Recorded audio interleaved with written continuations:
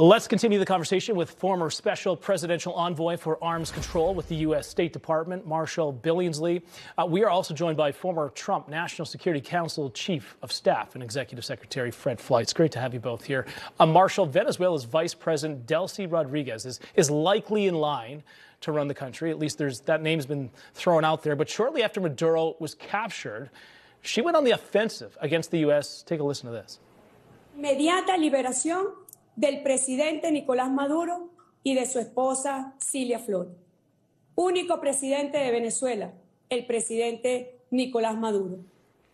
So in the totem pole, she would be next in line, given the way the government's currently set up. But as you see there by the translation, she's demanding Maduro and his wife be freed, and she's calling for Maduro to be the only true president of Venezuela. What do you make of these comments from her?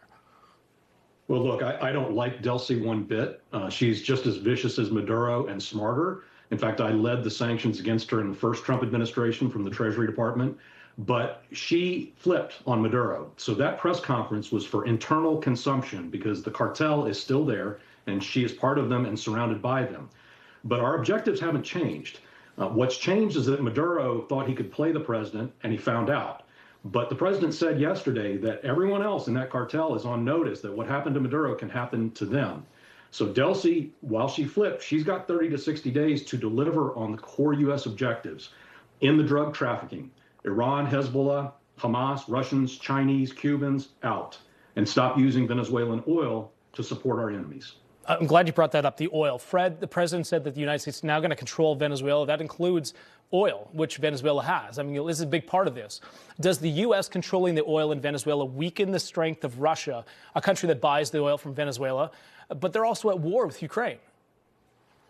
I think that's right, but I want to comment on this vice president issue because Sure. I think the Trump administration is trying to correct the mistakes made in Iraq when we let go all the Ba'ath Party officials, disbanded the army, and it led to chaos. It led to insurgencies.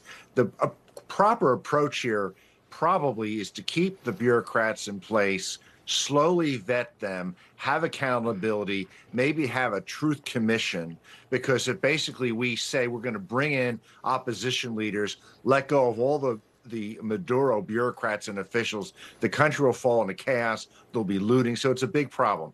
I think oil will be an issue. That's not the problem right now. The problem is, what do we do now that Maduro is gone? I think the administration is gambling on this vice president for a transition that we will control. And I like to see that done with American contractors, not U.S. government officials. Let's bring in Eric Prince and his new firm. It's called Vectis Global. Let's have people come in there who know what they're doing, but let's keep U.S. government bureaucrats out.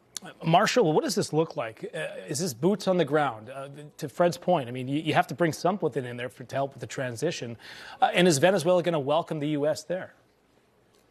Well, the Venezuelan people sure will. But remember, at this stage, the cartel is still in charge.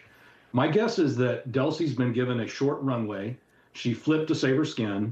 But I think if she delivers on the things I enumerated, which are what Marco Rubio said earlier today, I imagine within 30 to 60 days, she'll be allowed to go into exile together with her brother. She can catch up with all her money she's stashed in Qatar.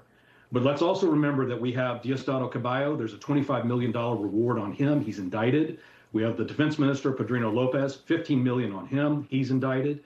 So there are a number of regime officials that I suspect she'll need to cough up. Once they go, the transition to democracy can begin. Fred, I want to get your take here on Secretary of State Rubio's comments. He said this on Meet the Press today. He says Cuba's government is in a lot of trouble.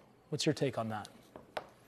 It is in a lot of trouble because its economy is broken. It basically relies on free oil from Venezuela that it gets by providing the government with security. Also, Cuba sends huge numbers of doctors to Venezuela who basically serve being paid for in oil. Now that oil is broken, the economic support from Venezuela is broken, the Cuban economy isn't going to be able to stand.